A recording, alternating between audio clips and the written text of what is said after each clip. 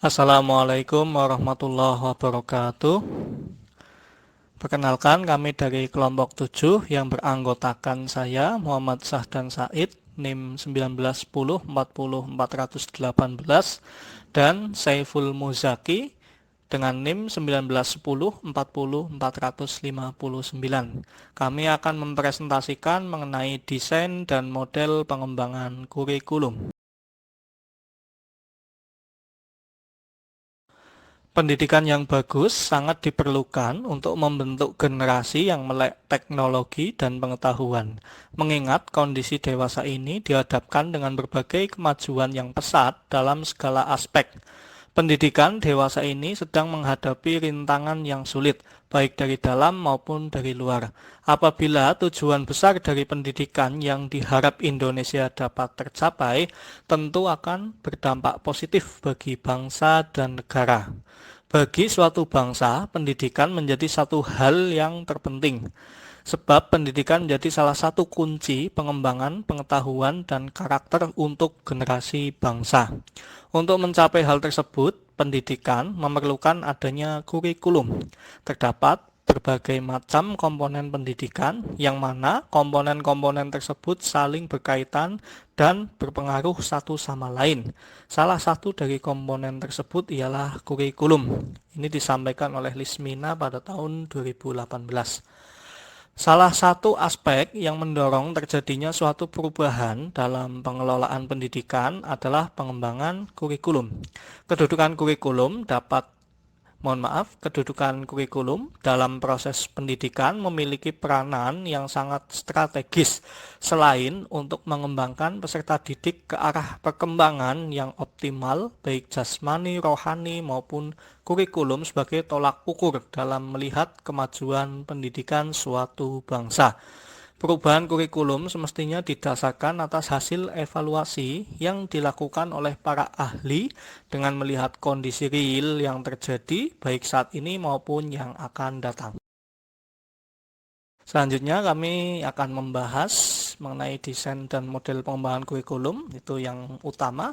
Sebelumnya akan membahas definisi pengembangan kurikulum dan langkah-langkah dalam mendesain kurikulum, pengembangan kurikulum. Lalu yang terakhir itu desain dan model pengembangan kurikulum. Yang pertama, definisi pengembangan kurikulum.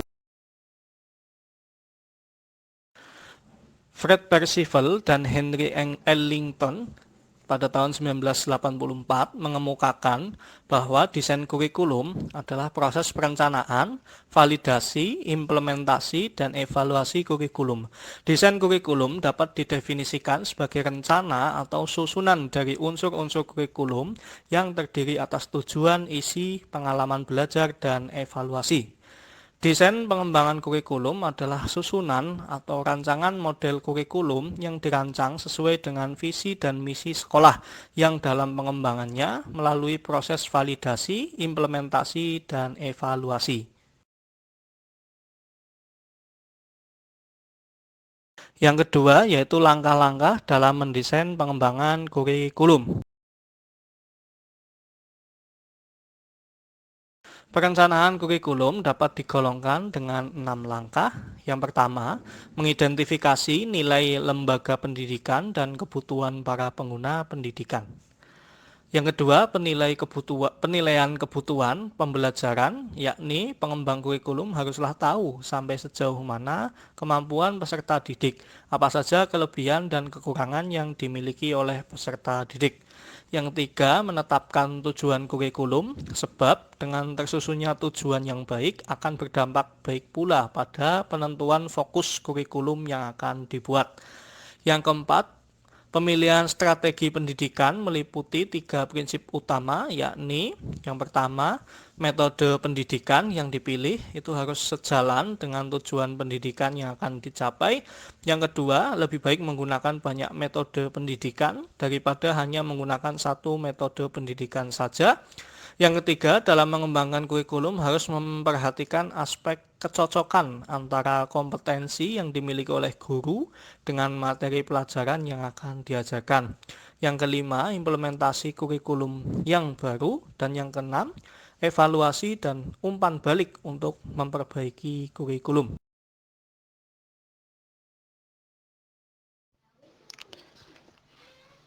Selanjutnya yaitu yang ketiga, yaitu desain dan model pengembangan kurikulum. Pengembangan kurikulum tidak dapat terlepas dari berbagai aspek yang mempengaruhinya, seperti cara berpikir, sistem nilai atau nilai moral, keagamaan, politik, budaya, dan sosial, proses pengembangan, kebutuhan peserta didik, kebutuhan masyarakat maupun arah program pendidikan. Aspek-aspek tersebut akan menjadi bahan yang perlu dipertimbangkan dalam suatu pengembangan kurikulum. Sukma Dinata mengemukakan sekurang-kurangnya ada 3 pola desain pengembangan kurikulum yang akan menjadi proses pengajaran, yaitu sebagai berikut. Yang pertama ada Subject Centered Design atau SCD. Pola desain ini sebenarnya merupakan pola perkembangan dari konsep lama yang lebih menekankan pada pengetahuan, keterampilan, dan nilai yang ingin diturunkan pada generasi berikutnya. Karena pola SCD ini berfokus pada pengetahuan alias bahan ajar, sehingga polanya bersifat mata pelajaran yang terpisah-pisah, subjek kurikulum. Juga karena pola ini lebih mengutamakan isi bahan pelajaran, maka organisasi kurikulumnya disebut subjek akademik. Yang kedua yaitu Learner Centered Design atau LCD. Ciri utama LCD yaitu pertama, pola desain LCD berfokus pada pengembangan potensi yang dimiliki peserta didik, bukan pada konten bahan pembelajaran. Yang kedua, pola desain LCD dikembangkan bersama, yakni oleh guru dan peserta didik. Yang ketiga yaitu Problem Center Design atau PCD, berpusat pada problem atau masalah manusia. Desain ini berlandaskan pada filsafat yang mengutamakan peran manusia atau man-centered. Pada pendidik memiliki asumsi bahwa sebagai makhluk sosial, manusia selalu hidup bersama dan berdampingan. Mereka berinteraksi, berkooperasi dalam memecahkan problem atau masalah sosial yang mereka hadapi, yang nantinya ditujukan untuk meningkatkan kehidupan mereka.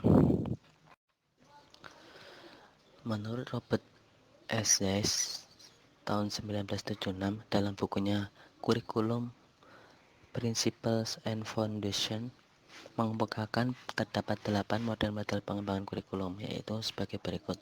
Yang pertama, the administrative atau line staff model, yaitu pengembangan kurikulum berasal dari pejabat tinggi atau Kementerian Pendidikan Nasional, kemudian secara struktural dilaksanakan di tingkat bawah.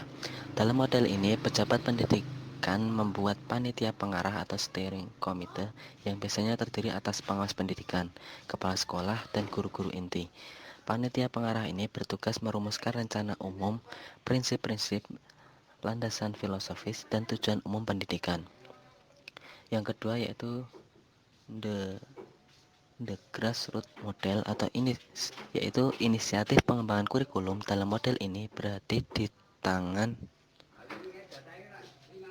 guru-guru sebagai pelaksana kurikulum di sekolah, baik yang bersumber dari satu sekolah maupun dari beberapa sekolah. Yang ketiga yaitu demonstration model. Model ini menuntut sejumlah guru dalam satu sekolah untuk mengorganisasikan dirinya dalam memperbarui kurikulum.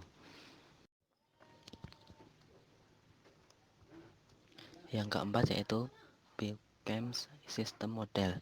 Sistem yang diformulasikan oleh G.A.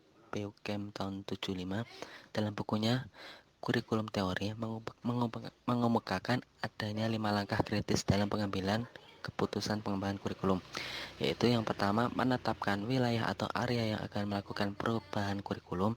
Yang kedua, memilih dan menetapkan pihak-pihak yang akan terlibat dalam proses pengembangan kurikulum. Yang ketiga, menetapkan prosedur yang akan ditempuh. Yang keempat, implementasi atau pelaksanaan kurikulum secara sistematis. Yang kelima, evaluasi kurikulum. Yang kelima yaitu Tabas Inverted Model. Hilda Taba mengembangkan 5 langkah pengembangan kurikulum secara berurutan, yaitu yang pertama, kelompok guru terlebih dahulu menghasilkan unit-unit kurikulum untuk dieksperimenkan. Yang kedua, uji coba unit-unit eksperimen untuk menemukan validitas dan kelayakan pembelajaran. Yang ketiga yaitu merevisi hasil uji coba dan mengonsolidasikan unit-unit kurikulum. Yang keempat, mengembangkan kerangka kerja teoritis. Yang kelima, pengambilan, pengasemblingan dan desiminasi hasil yang telah diperoleh. Yang keenam yaitu Rogers Interpersonal Relation Model, atau model ini berasal dari seorang psikolog Carl Rogers. Dia berasumsi bahwa kurikulum diperlukan dalam rangka mengembangkan individu yang terbuka, luas, dan adaptif terhadap situasi perubahan. Kurikulum demikian hanya dapat disusun dan diterapkan oleh pendidikan yang terbuka, luas, dan berorientasi pada proses. Untuk itu, diperlukan pengalaman kelompok dalam melatih hal-hal yang bersifat sensitif. Setiap kelompok terdiri atas 10-15 orang dengan seorang fasilitator atau pemimpin. Kelompok tersebut hendaknya tidak terstruktur, tetapi harus menyediakan lingkungan yang memungkinkan seseorang dapat berekspresi secara bebas, dan ada pula kemungkinan berkomunikasi interpersonal secara luas.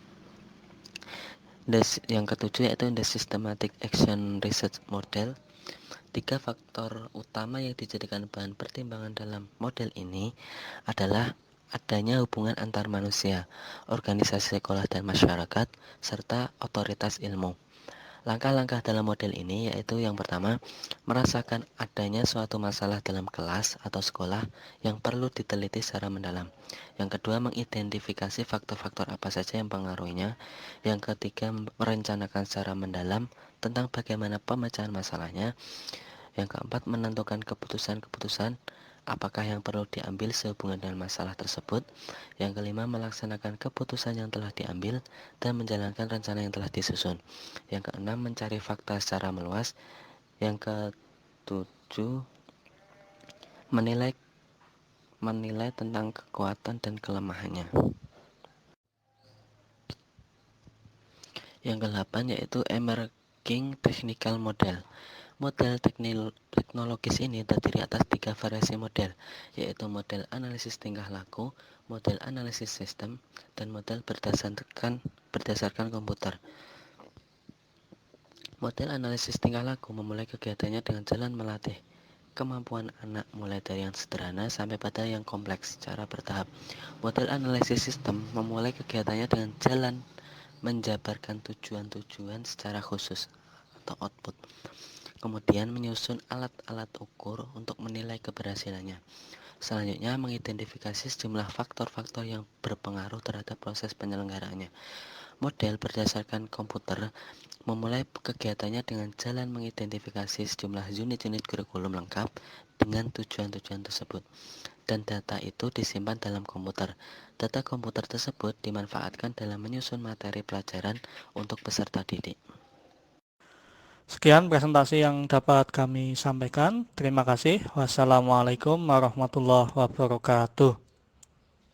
Monggo barangkali ada yang perlu didiskusikan ataupun ada pertanyaan maupun tambahan.